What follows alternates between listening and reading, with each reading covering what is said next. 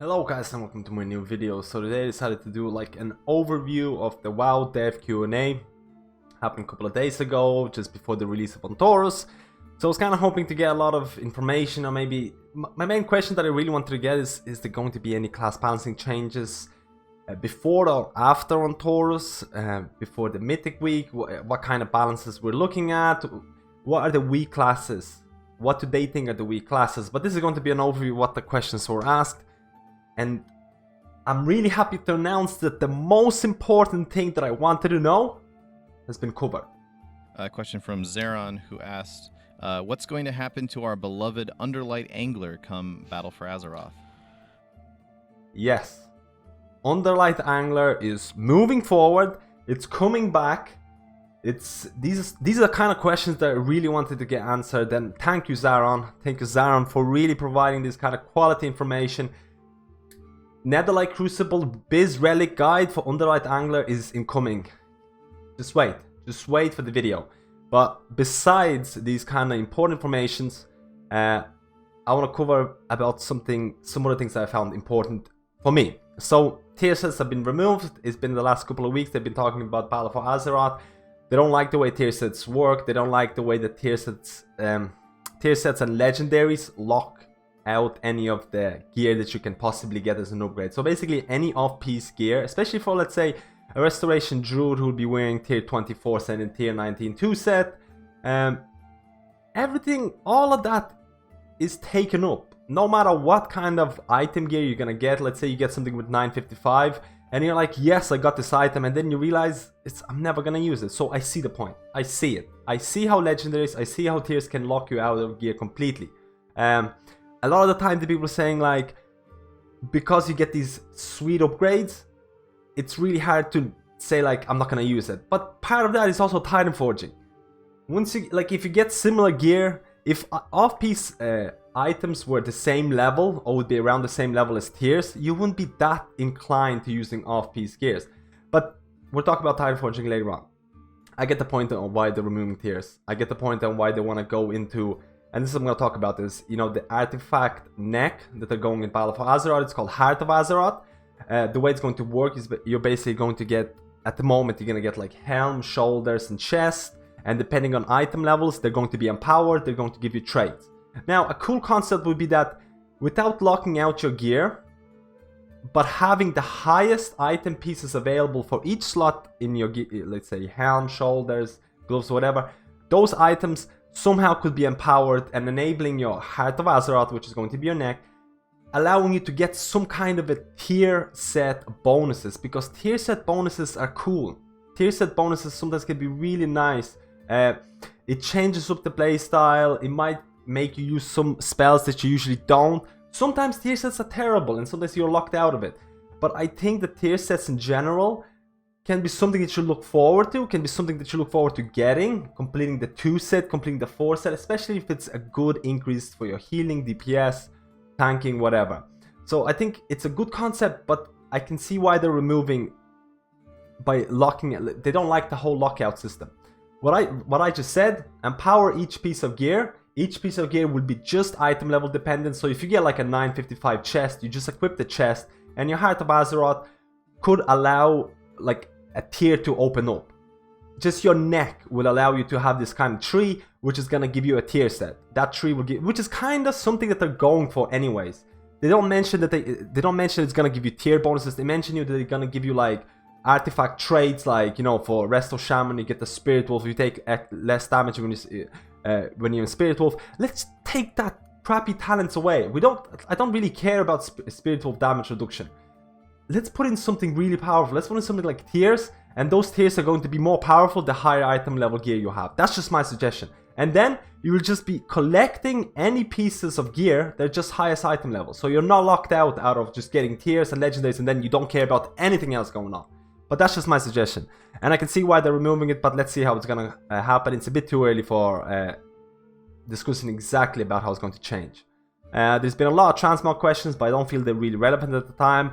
Vanilla servers, they seem like they're going to be far away. Like, from the way they're talking about it, of course, they're only hiring people right now. It's probably going to be years before we actually get to see it. So don't get yourself too hyped up about it. A lot of things can change, and I'm not even going to talk about vanilla or any of the legacy servers because it's just a little bit too far away, it feels.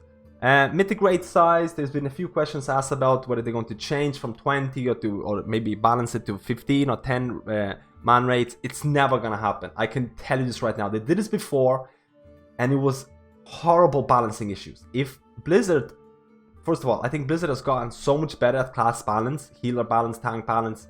In Legion, it's probably the best class balance in like any expansion overall.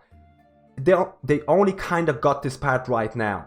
If they have to introduce the balancing or like flex mythics, where like 10-man raids, we're having some specific classes, especially because they're bringing out the unique buffs back. They're bringing unique buffs back, so like Mark of the Wild from Druids and stuff like that. So if you have a 10-man raid, you're probably gonna have to have some specific classes. Some classes are going to be better at negating some abilities.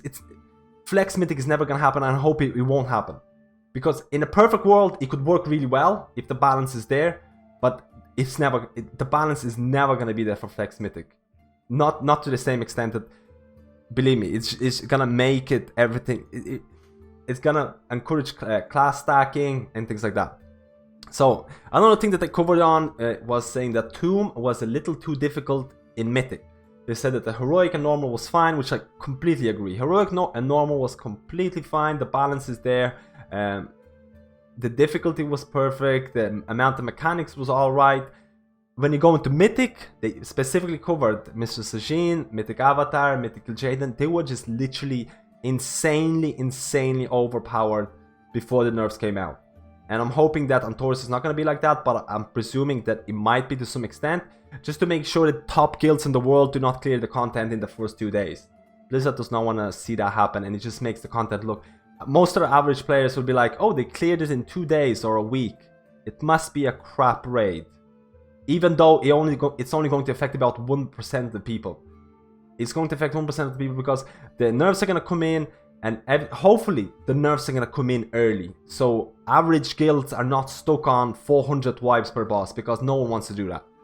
That's just my little thoughts about it. So Amatos Vision Trinket, they don't want to reveal the drop of it, which is perfectly fine. We don't know whether it's going to be a master looter. We don't know whether it's going to be like a normal legendary drop, which is going to pop up on your screen, and it's going to say, MadSkillzzTV just got this awesome trinket, and you don't have to go through a master looter. We don't know how it's going to drop, and I'm perfectly fine with that. People don't need to know everything all the time, and I kind of agree with Ion with this. We're going to the topic that I'm really kind of passionate about, Titanforging. So Titanforging is still going to be in place for Azeroth. Like I mentioned before with the Heart of Azeroth, the artifact neck, the pieces that are going to be empowered by it, they're not going to Titanforge. So the helm, shoulders, and chest, they're not going to Titanforge, but everything else is going to Titanforge. From what I've heard, they don't want to cap Titanforging, so you can Titanforge to whatever item level you want. And I kind of disagree with this. I know that they made a kind of counter argument to saying that if someone is progressing on Heroic, and if they don't have Titanforging to help them with gear, if they join a new guild that's doing Mythic, they're not going to be accepted into a guild, or it's going to be harder for them to progress Mythic. I completely disagree. If a new guild is going to look for, if a Mythic guild is looking for players, they're going to be looking at logs, and logs are going to be based on your item level, and if they're good, they're going to give them all the gear, or they're going to funnel gear into that player. Second thing that they said is that basically Titanforging or heavy Titanforging is very rare, and if it happens to someone in LF4 gets 940, 955 piece of loot, and then everyone gets salty and stuff like that. It's only gonna happen to them once or twice. It's not completely true. I've seen so many people. My alt was almost better item level than my main due to like lucky Titanforges, due to lucky world boss drops, due to Argus greater invasions and things like that. My alt was better item level than my mythic raid, and my alt only did heroic Tombs against for a long time. And I hear stories about alts. I hear this on the daily. I hear this every day about people bragging about their alts who never stepped into Mythic, some of them not even stepped into Heroic Tombs and they have like 940, 945 loot, or like overall item level. Titanforging is happening way too much. They said they're going to reduce the drop, the chance of it. I don't understand why you can't just cap it. I don't understand why can't you cap Heroic raid is not gonna drop above mythic raid. And I know this video, there's gonna be comments, there's gonna be people saying, I'm a casual player, give me something to play for. I understand why people want to go back to vanilla now. I understand why people want to go back to vanilla. They want to go back to vanilla to feel where actual loot really mattered. If someone had good pieces of loot, people would look at them in awe, and they'll be like, oh, that he must be a great player, or he must just play a lot and things like that. And it's something for you to look forward to. This has completely disappeared. There's no such a thing. I look at my alt and I'm like, oh god, I wish I've gotten these pieces of loot on my main. My alt is just such better gear than my main. I wish I don't even have to do mythic or whatever. I feel really strong about Titanforging. When I talk about Titanforging, I'm not really covering Mythic Plus, because I feel Mythic Plus Titanforging should be changed completely. There should be some kind of a different system for Mythic Plus, especially for the people who push really high. There should be something else implemented. So I completely disregard Mythic Plus in this, because I'm not sure how you can fix Mythic Plus Titanforging. But I agree that doing a really high Mythic Plus should be rewarded with better loot than where you are right now. Because I know I've done a lot of Mythic Pluses and things like that, doing like 18s, 19s or whatever. Most of the time you just get 9-15 loot, and like it's just basically getting sharded. You just shard it all the time. That's what Mythic is right now. But that's a different stories. And again, Titanforging, they're taking away artifact weapons, so they're introducing weapon drops. I can hear, or I can taste the salt that's gonna happen when there is going to be LF4 raid, and like a Fury or Arms Warrior gets a hugely Titanforged biz weapon. I can hear the people in the raids, the salt coming out, because if they're going to introduce weapons back instead of artifact weapons, getting a good item level weapon is going to be a huge increase, especially for melee classes. Melee classes just drool at the fact of getting a biz weapon, because biz weapon provides like a massive amount of increase in DPS. So I can see how Titanforging, people are either gonna hate it, or probably gonna hate it. It's probably gonna hate it. There's gonna be a huge discrepancy between the weapons that you're gonna get, especially if you try really, really hard for a weapon and someone else gets a Titanforge really lucky. But I feel that's going to exacerbate the problem of Titanforging, but that's my personal thoughts about weapon drops as well. So they're going to bring back also the class utility, which I feel is really, really cool. So you have like Mark of the Wild, buffs from the Druid and things like that. Every class is probably gonna have some sort of buffs to bring in, which is great. You know why? Class-specific buffs are a great way to eliminate class stacking. So if each class brings in somewhat relevant or strong utility, you won't see that much class stacking in 5-mans. You won't see that much class stacking in raids, because you'll want to spread out your buffs. Because if some certain class is really powerful right now, the buff or the utility that a class that is less powerful might equal the playing field. Maybe the class who doesn't do that much DPS but provides a really good raid buff is going to be brought in instead of the 5 OP classes, which can actually be really cool if they balance it properly. I am all for class-specific utility. I am missing my Mark of the Wild. I'm missing a lot of the different buffs that all the classes provided. And yeah, so the last question, so a few of the last questions to be covered about. Mobile Trank is gone. So Mobile Trank is something the rest of Druids got completely used to in Legion. I know, like previous expansions, you have to make sure that your positioning was on point, that your uses was on point. And because basically, if the raid had to move, if you had to move, Trank is gone. How do I feel about this? I see the point. They're trying to make it a bit more difficult, trying to make your position better, trying to make you know the damage patterns a bit more. And like they mentioned in the video, they say Druids are very mobile, but at the same time, let's make Trank not mobile, make you pay attention. I can see why they're doing it. It makes it harder to use. I wish that they maybe give you an incentive to actually cast Trank to full duration. Let's say after you complete Trank at full duration, you get some sort of a hot or players that are affected by Trank for the full duration get a hot on them, or something similar. Some kind of incentive for you to actually play really, really well and time your Trank at proper times and help you to do it. That's just my personal thought. It's not going to kill resto Druids, it's not going to make them irrelevant, it's just going to make it a lot harder to play. And especially on a fight, if there are fights where there's a constant movement, then yeah, resto Druids are going to be pretty weak if there's constant movement. But I don't think that's ever gonna happen. There's only been very few cases where there was a fight where you just could not cast Trank to full. But I'm interested to see the changes. I'm actually quite interested about the whole tiers, the whole legendaries.